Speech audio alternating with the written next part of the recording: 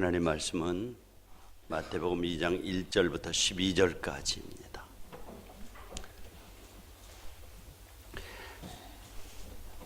헤로드 왕 때에 예수께서 유대 베들레헴에서 나심에 동방으로부터 박사들이 예루살렘에 이르러 말하되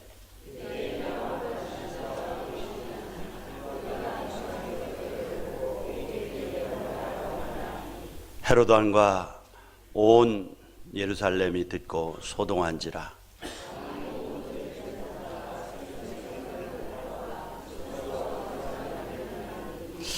이르되 유대 베들레헴에 오니 이는 선지자로 이렇게 기록된 바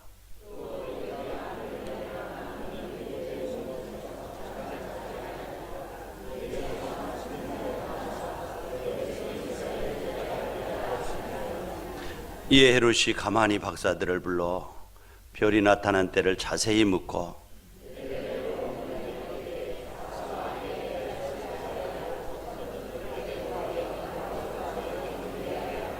박사들이 왕의 말을 듣고 갈새 동방에서 보던 그 별이 문득 앞서 인도하여 가다가 악이 있는 곳 위에 머물러 서 있는지라.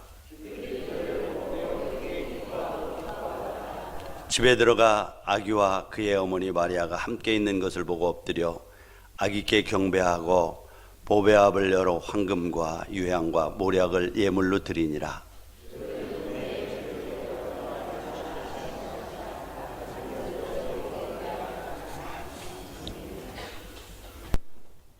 이 아침에 성탄의 축복이 여러분과 가정 가운데 넘치기를 기도합니다. 옆에 분들 눈을 좀 쳐다보시면 메리 크리스마스 한번 합시다. 뒷분하고도 한번 메리 크리스마스. 그래요. 크리스마스는 하나님께서 우리들에게 은총을 베푸신 날입니다. 은혜를 베푸신 날입니다. 은혜와 은총이 무엇입니까? 영국에서 있었던 일인데요. 한 여자 자객이 사주를 받고 엘리자베스 1세 여왕을 암살하려고 남자 복장을 하고 궁으로 들어갔습니다. 그런데 엘리자베스 여왕을 암살하지 못하고 그냥 체포되고 말았습니다. 재판을 받게 되었죠. 그러니까 엘리자베스 여왕이 친히 나와서 왜 나를 죽이려고 했는지 물었습니다.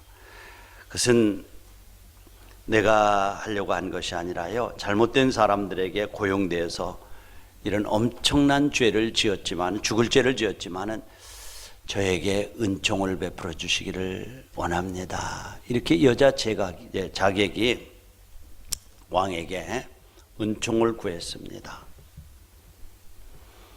그랬더니 이 여왕이 질문하는 말이, 그래, 내가 너를 살려주는 은총을 베푼다면 그 은혜의 대가를 내게 무엇으로 갚겠느냐, 이렇게 물었어요. 살려주겠는데 갚으면 무엇으로 갚겠느냐. 그런데 이 생명이 경각에 달려있는 순간에 이 여자 자객이 뭐라고 대답했냐면, 여왕이요, 조건이 붙는 것은 은총이 아닙니다, 이런 얘기를 했어요. 그렇죠? 조건이 붙는 것은 은혜가 아니에요. 은혜는 값없이 무조건적으로 주는 거예요. 그런데 이 여왕은, 그래, 네가 살려달라고 구걸을 하니 내가 좀 생각을 해보겠는데 살려주면 너는 그 은혜를 무엇으로 갚겠느냐, 이렇게 물었다고 그랬죠. 여왕 폐하여, 조건이 붙는 것은 은혜가 아닙니다, 그랬다는 거예요. 그 말을 들은 여왕이 깊은 생각에 빠져, 그래, 조건이 붙는 건 은혜가 아니야, 무조건적으로 주는 것이 은혜인데. 그래서 잠시 생각에 빠져있던 여왕이, 그래, 무조건 내가 너를 석방한다, 아무 조건도 없다, 그리고 풀어 주었습니다. 그런데 그 은혜를 입은 이 여자 자객이 스스로 여왕의 종이 되어서 평생을 섬겼는데, 이 사실을 두고 영국 역사는 뭐라고 말하냐면, 지금까지 역사 속에서 그렇게 충성되고 헌신적인 여종은 없었다, 이렇게 기록하고 있답니다. 죽을 수밖에 없는 자신에게 조건 없는 사면을 베풀어준 그 여왕의 은혜를 평생을 두고 갚은 거죠. 그냥 주었어요, 조건. 근데 여러분들, 제가 이 예화를 읽어가면서 그래, 이렇게 뜨거운 은혜를 체험한 사람만이 풍성한 은혜의 삶을 살 수 있겠다 하는 생각을 가졌어요. 은혜를 체험한 거 죽을 수밖에 없었어요. 더군다나 여왕을 암살하려고 이 궁으로 들어가서 잡혔으니 뭐 이것은 그 당시의 법으로는 그냥 뭐 재판도 없이 죽을 감이지요. 그런데 무조건 살려줬어요. 얼마나 마음의 감동이 컸을까요?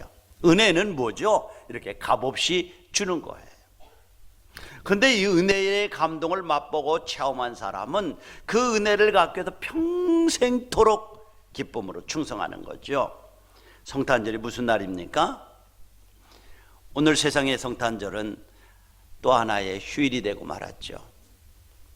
예수님이 있어야 될 자리에 사람이 있고 물질이 있고 향락 같은 세상적인 것들이 그 자리를 꽉 차지하고 있습니다. 그래서 그것들이 예수님을 대신해서 영광을 받고 있습니다. 좋은 누리문화, 좋은 여행, 물질, 향락. 그래서 크리스마스를 맞이하는 세상 사람들의 문화 속에는 크리스마스의 주인공인 예수 그리스도는 사라져 버렸습니다. 예수 그리스도가 있어야 될 은혜를 베풀기, 우리 생명이라는 은혜를 베풀기 위해서 오신 그 주인공 되시는 아기 예수는 간 곳이 없고 그곳에 사람과 물질과 향락 같은 것들이 꽉 차 있죠. 근데 여러분들, 마귀는 오늘 또 예수가 없는 성탄절을 즐기라고 저와 여러분들에게 속삭이고 있습니다. 그래서 문화가 그래요. 문화가. 제가 며칠 전에도 말씀을 드렸죠. 공산주의 사회에서 북한 같은 데서는 예수 믿으면 죽여요. 가장 무섭게 혹독하게 다스리는 것은 너 중국에 가서 먹고 살기 위해서 좀 돈 벌다 온 것은 그래 용서가 되는데, 선교사 만났느냐, 목사 만났느냐, 성경 읽었느냐, 뭐 남쪽으로 탈북한, 가장 무섭고 혹독하게 다스리는 죄가 예수 믿는 거래요. 그래서 얼마나 핍박이 심한지 교회들이 다 제하로 숨어버렸잖아요. 그리고 옛날에 교회들은 공회당으로, 회당으로 다 바뀌어도 그들이 공회장소로 모인 거예요. 바뀐 거예요. 여러분들, 인간 하나님 없는 파라다이스를 꿈꾸면서 그런 세계를 만들려고 했지만 가장 세계에서 비참하고 가난하고 굶주리고 인권이 무시되어진 사회가 바로 북한 사회 아니에요? 하나님 없는 사회가 그거예요. 복음이 없는 사회는 어둠이, 빛이 없는 곳에는 어둠으로 짓눌리게 되어져 있다는 거예요. 세상적으로도 어둠이에요. 여러분들 인공위성에서 한번 쏴서 북한을 보면은 그저 어둠이에요. 어둠. 남쪽으로 환해요. 바로 여러분들, 그래서 북한은 그저 이 폭력과 총칼로 위협하면서 예수 믿지 말아라라고 하는 거죠. 그러나 오늘 우리 사회는 너무 큰 방종에 가까운 자유와 풍요가 우리로 하여금 스스로 솥에 있는 개구리처럼 뜨거워 삶아 죽게 만든, 하나님 없는 하나의 문화와 콘텐츠 뭐 이런저런 언어들을 가지고 포장을 하면서 하나님 없는 성탄절, 예수 없는 성탄절 만들려고 하지 않습니까?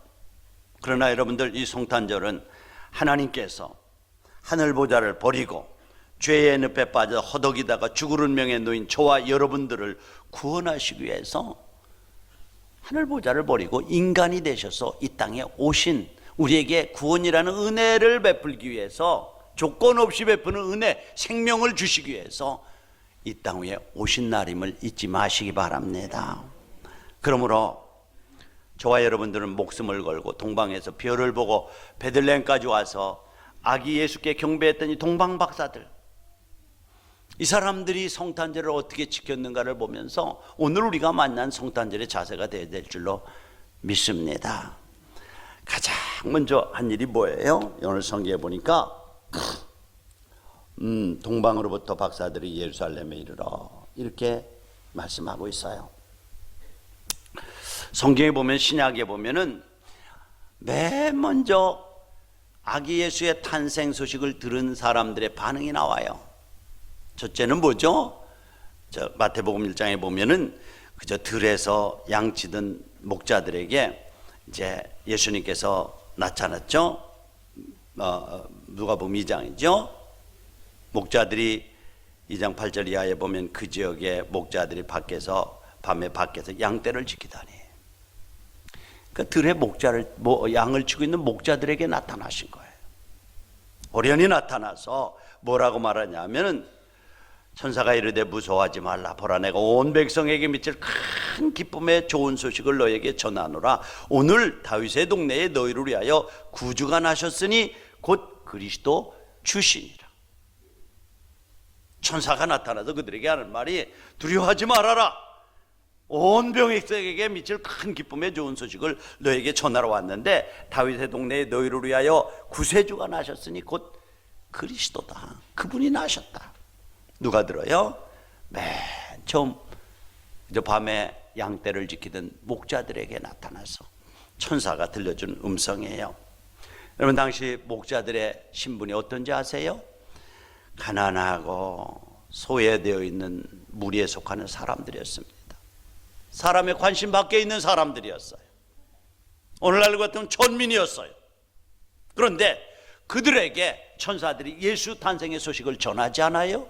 그 소식을 전해드는 목자들이 어떻게 했습니까? 서로 의논하면서 베들레헴에 찾아가자. 그래서 베들레헴으로 찾아가서 말교를 인도하는데 그곳에 들어가서 가장 먼저 한 일이 뭐예요? 아기 예수께 경배했다. 그렇게 말해요. 경배. 단지 엎드려 절하는 것뿐만 아니라 가장 가치 있는 마음과 정성과 뜻을 묶어서 하나님을 예배했다는 것이 경배했다. 두 번째로 여러분들 만난 사람이 누구예요? 우리 이 기쁜 소식은 소외되어지고 가난하고 보잘것없는 목동들에게만 전해졌을 뿐만 아니라 동방의 박사들에게 전해졌다라고 성경은 기록하고 있습니다. 오늘 본문에 나오죠. 그들은 저 페르시아 페사에서 이란 땅에서 별자리를 연구하는 점성학자들이었습니다. 천문학자들이었습니다. 당시 페르시아 귀족에 속하는 사람들이었습니다. 그런데 이 별을 연구하는 박사들이 에게 예수님의 탄생의 소식이 전해진 거예요.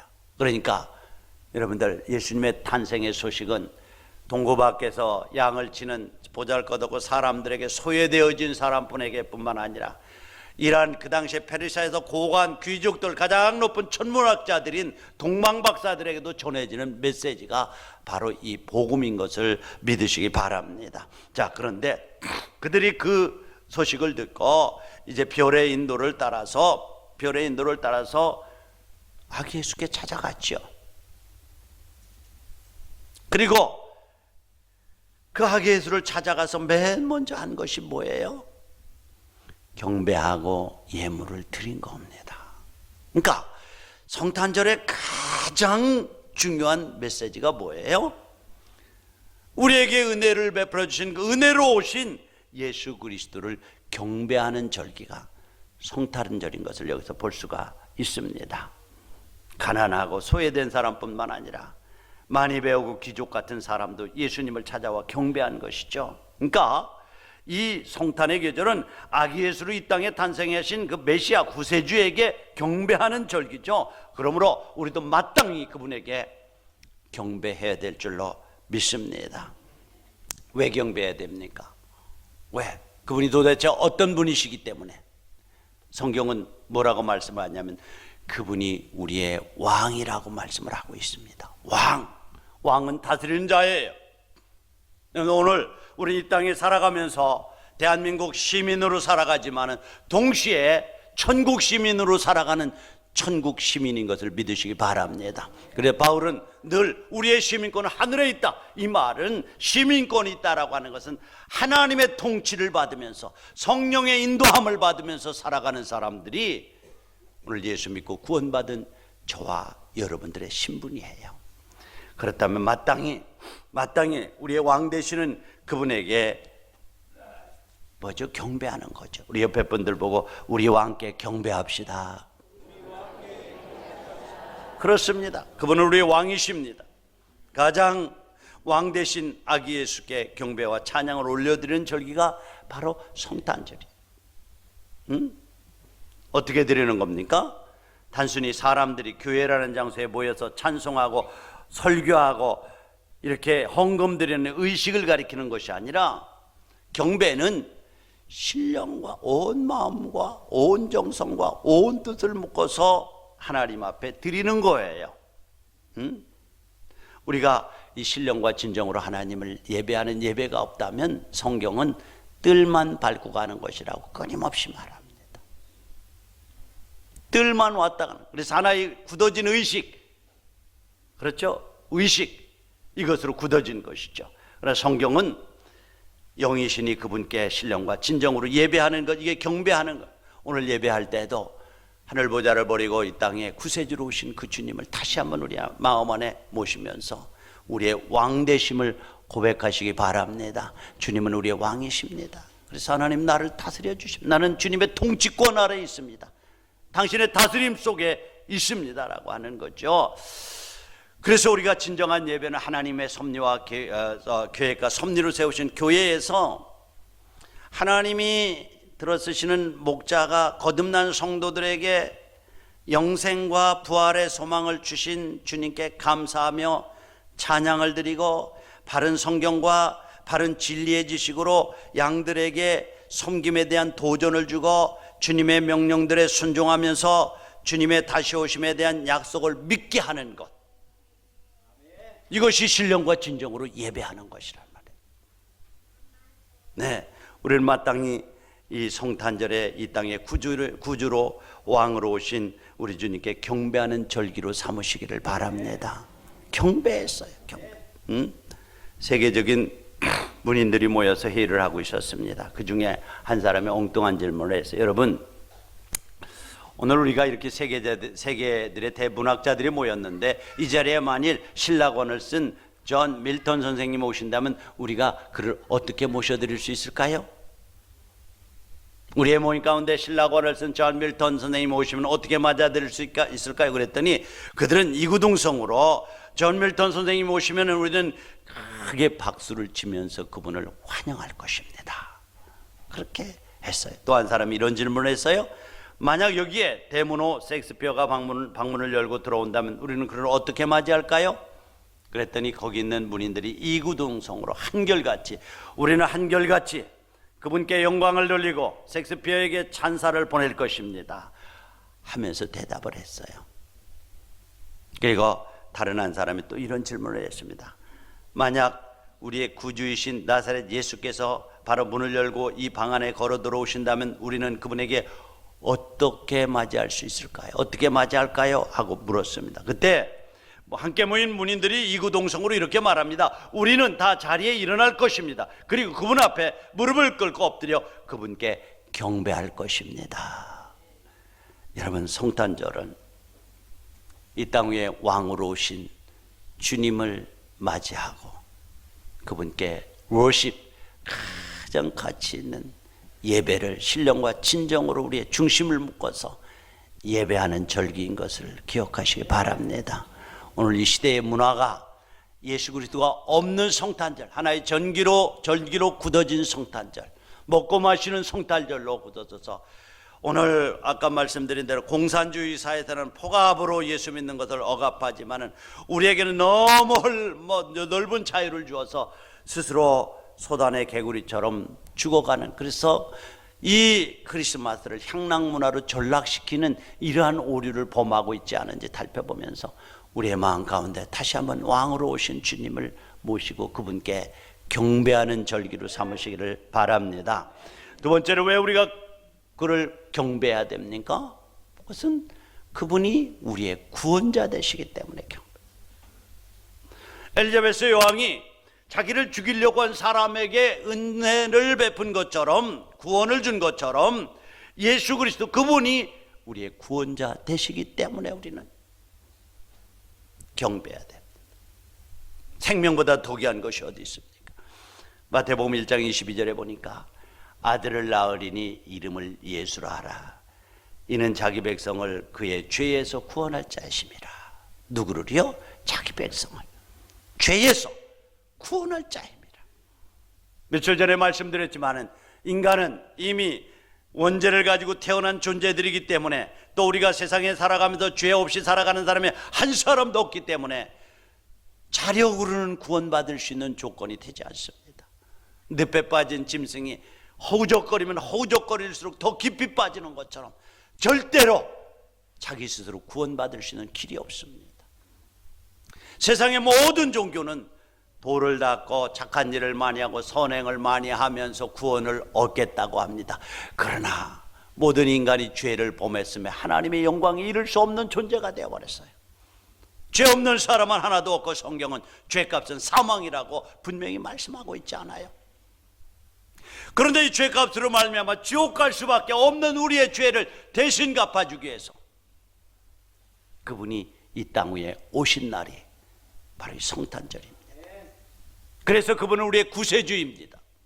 구세주이기 때문에 마땅히 구세주 되신 그분에게 우리가 돌려야 될 찬양과 경배를 드려야 될 줄로 믿습니다. 우리는 아담과 하와가 범죄한 후에 죄의 종으로 살다가 죄값으로 죽고 지옥 갈 수밖에 없는 존재였습니다. 죄의 노예로 살아갈 수밖에 없는 우리였습니다. 그런데 그분에게 죄의 사슬로부터 우리를 풀어서 자유케 하려고, 내가 자유를 주노니 다시는 종의 멍에를 매지 말라고 하면서 자유를 주려고 하셨어요. 육신의 자유가 아닙니다. 진정한 육신의 자유는 어떤 호주에서요, 한 감옥에서 그저 감옥에 갇혀서 이제 주방에, 감옥 주방에서 일을 한 죄수들이 밥을 한대요. 너무너무 답답한 거예요. 그래서 할 수만 있다면 기회를 봐서 도주해야지, 탈출해야지 그랬습니다. 여러 번 기회를 보는데 마침 빵을 실어다 주는 빵차가 있는 거예요. 그래서 식사에서 배식하고 이것저것 다 분주 한 틈을 타서 빵차의 문이 열렸을 때 진간에 살짝 숨어들기로 했습니다. 그래서 마침 기회가 왔어요. 빵차로 숨어들었습니다. 빵차로 숨어들었더니 춥기는 추워도, 냉동이니까 추워도 좀 참을 수가 있었습니다. 얼마 동안 가서 문이 열리기를 기다렸는데 문이 열렸어요. 그래서 그저 문이 열려 있는데 살짝 나왔는데 그 차는 이 교도소에서 다른 형무소로 가고 형무소에 빵을 날라다 주는 차였어요. 그런데 내린 곳이 다른 형무소였습니다. 그래서 거기서 잡혀가지고 또 자기의 죄값을 더 하고 또 감옥으로 갔습니다. 그래, 육체의 자유도 중요해요. 그러나 정말 자유는 영적인 자유인 것을 믿으시기 바랍니다. 죄의 노예로 살고 끝내는 뭐죠? 양심의 가책을 받으면서 끝내는 이 육신의 죽음, 그렇죠? 이 두려움 가운데 살아가는 것이 우리 인간이에요. 그러나 진정한 자유는 주님 안에 있음을 믿으시기 바랍니다. 바울이 뭐예요? 이 주님을 만난 후에 자유를 선포하면서 뭐예요? 내가 너에게 자유를 주노니 다시는 종의 멍에를 매지 말라고 말씀하면서 심지어는 죽음 앞에서도 사망아 너의 쏘는 것이 어디 있고 너의 이김이 어디 있느냐, 나는 그리스도 안에서 자유라고 외치지 않았어요?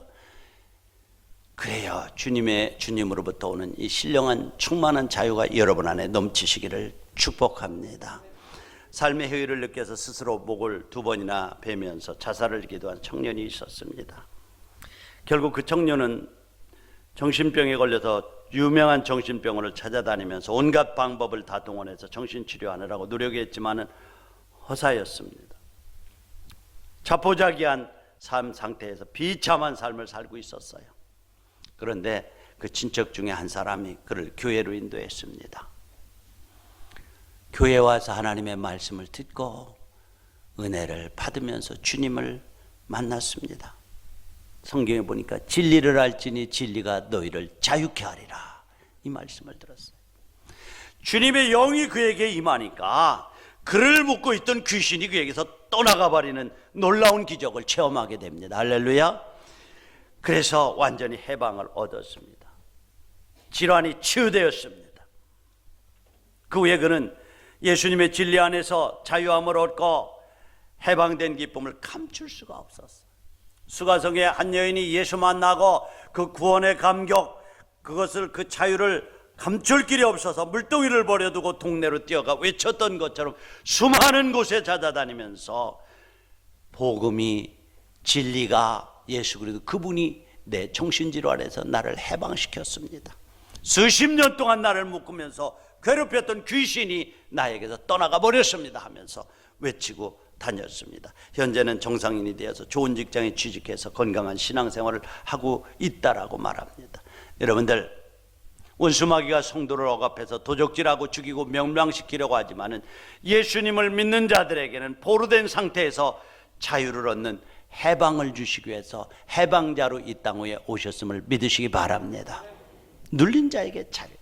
해방신학자들은 이걸 육체적인 자유만을 가지고 해방신학을 얘기하면서 해방신학이 혁명으로 가는 이런 공산주의로 넘어가는 이런 말들을 하면 전혀. 진리를 알지니 진리가 너희를 자유케 하라. 자유예요, 자유. 억압에서의 자유예요. 아무리 힘들고 어려워도 초막이나 궁궐이나 내주에서 모신 곳이 천국이에요. 늘 말하죠. 바울이 그렇게 힘들고 어려운 감옥에서 죽을 날을 앞에 두고도 외쳤던 말이 뭐예요? 기뻐하라는 거예요. 내가 기뻐하니까 너희도 기뻐하라는 거예요. 감옥 안에 무슨 기쁨이 있습니까? 그러나 예수 믿고 주님이 그 안에 통치하고 있는 사람들에게는 창살이 그들을 가를 수 있어도 예수 그리스도가 그 안에 있어서 주시는 자유와 구원의 감격은 짓누를 길이 없는 것입니다. 그래서 바울은 그렇게 외쳤어요. 너희 기뻐해라. 다시 말하니 기뻐해라. 감옥에 있어서 언제 죽을지 모르는 나도 주님이 내 안에 계셔서 주시는 이 구원의 감격을 짓누를 수가 없다. 사람들이 나를 가두고 있는 창살은 우리의 육체를 가둘 수는 있지만은 내 안에 솟아나는 그분을 만나면서 그분이 주시는 구원의 감격과 기쁨은 감출 수가 없고 빼앗을 수가 없다. 그래서 나는 자유자라고 외치는 거예요.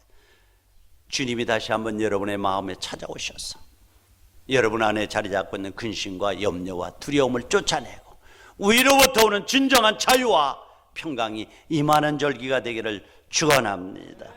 왜 우리는 그분을 경배해야 됩니까? 그분은 위로자이시기 때문에. 위로자.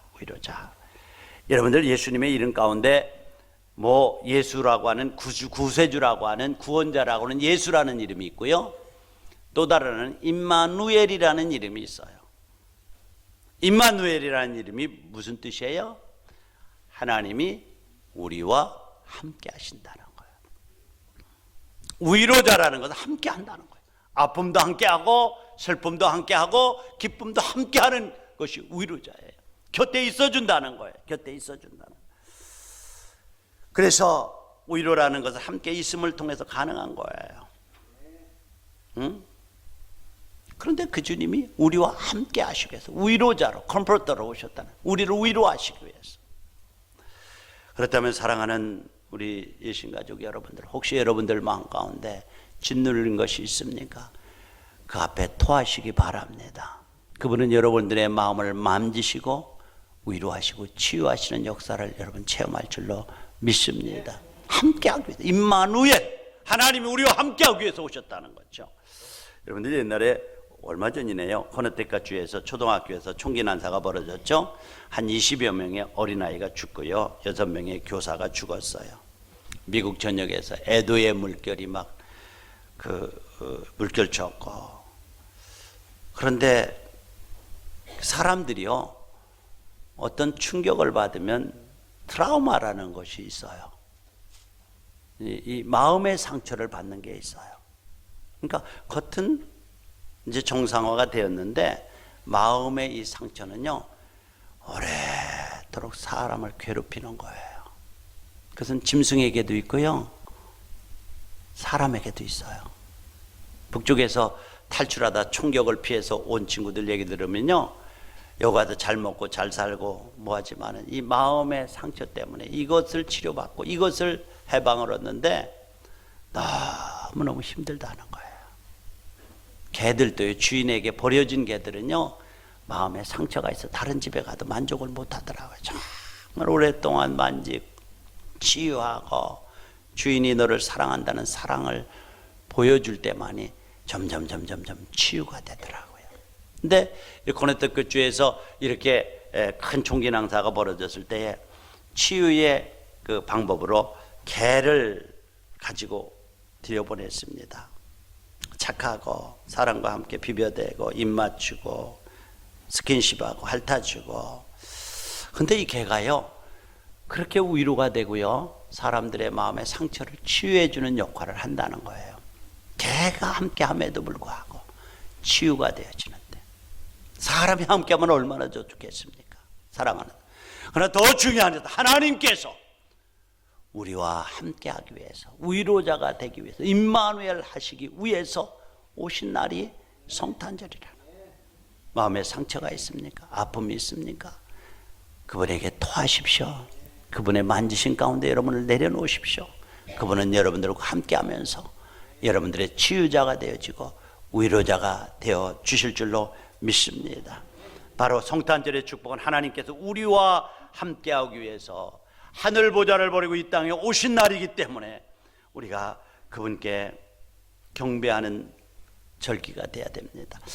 여러분들 지난 1년 동안 자살 충동을 받은 적이 있다고 이렇게 여론조사에서 응답한 사람이 9%예요. 10%예요. 10명 중에 1명이 자살 충동을 받아. 물론 우리나라는 참 너무 급격하게 발전하다 보니까 정말 이런 인간관계나 어떤 그 좀 여유로움이 없어요. 그래서 외국 사람들이 우리나라에 왔다가 빨리빨리 문화, 빨리빨리라고 하는 걸 입에 달고 사는 민족이라고 하죠. 그렇게 말하는 빨리빨리 앞만 보고 옆도 보고 좀 뒤도 보고 좀 쉬고 뭐 이런 여유들이 없다 보니까 좀 각박한 것은 사실이에요. 그래서 이제 한 9% 10% 정도가 자살 충동을 받는데요. OECD 중에서 OECD 평균의 2배가 된다고 그래요. 그런데 왜 그래요? 그것은 가장 큰 이유는 위로자가 없기 때문이라는 거예요. 위로받을 길이 없는 거예요. 사람은 많은데 정말 마음을 터놓을 친구는 없는 거예요. 누구에게도 마음을 터놓고 얘기할 수 있는 얘기의 상대가 없는 거예요. 위로자가 없는 것 때문에 그렇게 자살 충동을 느끼면서 외롭고 쓸쓸하게 산다는 거죠. 그런 면에서 여러분들 우리 교회는 위로자가 많아야 될 줄로 믿습니다. 우리 교회는 상호 의존하고 좀 책임질 줄 아는, 그래서 정말 누가 어려움에 처하면 같이 좀 달려들어서 그 아픔을 위로하고 싸매주고 짐을 같이 질 수 있는. 그리고 여러분들 교회에 와서도 손님이 아니라 어떤 셀모이나 공동체 속에 들어가서 좀 이렇게 그 소그룹에서 좀 깊은 교제를 나누면서 좀 이렇게 나누는 것, 손을 붙들고 함께 기도하고 말을 주고받고 격려해주는 그런 분위기. 그래서 우리 교회는 가족 같은 교회가 아니라 예심 가족입니다. 가족.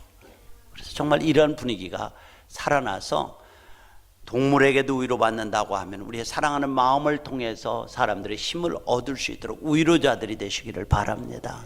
위로자들이. 그래야 치유가 되어지는데, 더 중요한 것은, 사람의 위로보다도 더 중요한 것은 하나님의 위로함을 구하면서 그분 앞에 여러분들을 내놓을 때 그분이 여러분들을 만지시는 기적을 체험할 줄로 믿습니다. 이게 우리 교회가 추구하는 공동체의 목표예요. 예수님 오셨을 때에 사람들의 반응이 어땠습니까? 먼저 헤롯 한번 살펴볼까요? 헤롯은요, 왕이 났다는 소리를 들으니까요 골치 아픈 거예요. 내가 왕인데 또 다른 왕이 있다고 하는 정적이 생긴 거예요. 그래서 어땠습니까? 동방 박사들을 보면서 어디가 났는지 한번 알아보고 경배하러 왔으니 경배하고 나에게 좀 알려주게, 나도 경배하게. 그런데 실상은 죽이려고 하는, 왕을 제거하려고 하는 마음이 그에게 있지 않았어요? 감히 누가 자기의 왕자를 넘볼까 봐서 아내도 죽이고요, 자식도 죽였고요, 조카도 죽인 자가 바로 이 헤롯입니다. 살인자예요. 살인자. 별명이 의심이 많은 자예요. 자, 여러분들, 그런가 하면 두 번째 반응이 있죠.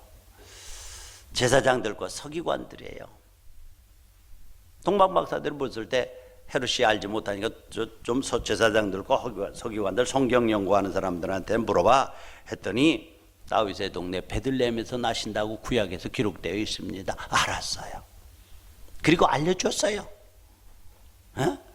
알았지만은 경배하지 않았습니다. 어찌 보면은 가장 무서운 사람이에요. 자칫하면 우리들이 그런 제사장 서기관들이 될 수 있다는 거죠. 지식을 많이 가지고 있지만은 진정한 경배를 드리지 못한다면 바로 우리가 그들과 별반 다르지 않은 제사장과 서기관 반열에 있는 머리가 큰 지식적인 그리스도인으로 탈락할 수가 있다는 거죠.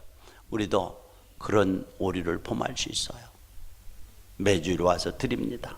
오늘 새벽에도 보니까 아모스서를 보니까요, 그들이 베델에 가서 예배를 드리는데 3일에 한 번씩 11조도 드리고 이런저런 절기제사를 지르는데 하나님께서 그것을 완전히 책망하는 것을 보게 됩니다. 왜요? 신령과 진정으로 드리는 예배가 아니기 때문에, 성전 뜰만 밟고 가는 예배이기 때문에 그런 거죠. 그래서 그들은 일상적인 일들이 습관적으로 굳어진 사람입니다. 감동 없이 성탄절을 맞이하는 사람들의 대표가 누구일까요? 이 제사장들과 바리새인들이었습니다. 혹시 우리가 그런 반열에 있지 않은지 한번 살펴보시기 바랍니다. 그러나 오늘 거기에 보면 동방박사들이 있습니다. 자, 천사의 음성을 듣고 별의 안단을 따라서 와서 드렸어요. 그리고 황금과 유약과 모략을 드렸습니다. 황금은 가장 값진 것이죠. 왕을 상징합니다. 그렇죠? 유향입니다. 가장 향기한 모략은 죽음을 예비하는 것이죠. 그리고 그들에게 와서 경배를 했습니다. 이 세 가지 예물은 그 시대에 구할 수 없는 있는 가장 귀한 것이었습니다. 여러분, 우리가 매일매일 예배를 드리지만 왜 그런 예배에 감동이 없을까요? 왜 예배의 뜨거운 은혜를 느끼지 못할까요? 준비된 예물이 없기 때문에 그렇습니다. 헌금을 많이 하라는 예가 전혀 아닙니다. 준비된 예물은 뭐죠? 늘 말씀드리는 것이 예배가 드림이라고 하면 그 드림은 우리의 삶을 드리는 것인데, 우리가 예배 드리고 일주일 동안 삶의 현장 속에 가서 그리스도인의 정체성을 지키기 위해서 싸우고 믿음으로 살다가 그것 가지고 삶을 가지고 하나님 앞에 예배 드리는 것이 오늘 저와 여러분들이 하나님께 드려야 될 진정한 예물인 줄로 믿습니다. 그 예물을 주님이 받기를 원하시는 거예요. 마지막은 순종이에요. 순종. 동방박사들은 예수님을 만나고 경배하는 후에 꿈에서 천사들이 나타나서 뭐라고 그래요? 헤로데게로 돌아가지 말고 다른 길로 해서 너희 고향으로 가라고 합니다. 돌아가는 길은 대단히 위험하고 먼 길이었어요. 그러나 그들은 천사의 계시를 따라서 순종함으로 자기의 길을 찾아갔던 것입니다. 예배는 예배를 드리고 예배당의 문을 나서면서부터 전혀 상관없이 살아간다면 실패한 예배고 형식적인 예배입니다. 사랑하는 우리 예신가족 여러분들, 정말 주님 앞에 신령한 예물로 늘 예배 때마다 드리시기를 바랍니다. 순종의 예배고 구별된 삶을 드리는 예배입니다. 그리스도인답게 살아가는 삶을 가지고 와서 예배를 드리는 겁니다. 그때 진정한 예배가 되어지고 하나님께서 받으실 만한 예배가 되어질 줄로 믿습니다. 우리 다 같이 눈을 감으시고요. 오늘 드리는 성탄 축하 예배가 하나님의 말씀에 순종하는 순종이 살아나는 성탄절이 되기를 원합니다. 그분은 우리의 왕으로 이 땅 위에 오셨는데 우리는 그분을 종으로 삼으려고 하는 때가 많습니다. 다시 한번 주님은 나의 왕이십니다. 그래서 주님의 말씀과 통치 아래서 살아가겠습니다. 다짐하고 결단하는 시간 되게 해주시고요. 하나님, 어떻든지 간에 동방박사들이 황금과 유향과 모략을 드렸던 것처럼 정말 하나님 앞에 합당한 가장 귀중한 예물을 드리기를 원합니다. 우리 다 같이 한음성으로 신령과 진정으로 경배하는 예배가 되게 해달라, 경배의 삶을 살아가게 해달라. 우리 다 같이 한음성으로 기도하시겠습니다.